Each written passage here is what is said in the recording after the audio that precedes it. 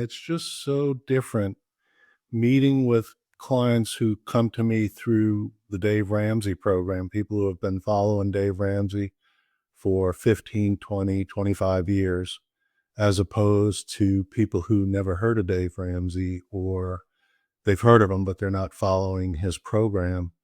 And the people who don't follow his program, they tend to have a lot more debt.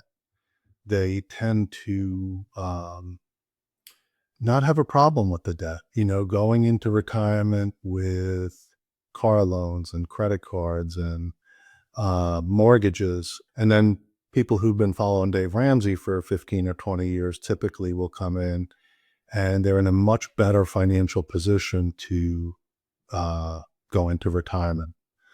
Um, and it's funny, and the people who haven't been following that program think that everything's fine, and they compare themselves to everybody else. So they think that everything's fine. Don't compare yourself to everybody else because everybody else is broke. 7 out of 10 Americans live paycheck to paycheck. So you might not want to compare yourself to those people. Um, it stood out to me the same way it stood out to me when I worked at the prison. And we all made the same amount of money, and yet some officers were doing really well financially, and some officers were a paycheck or two from living on the street.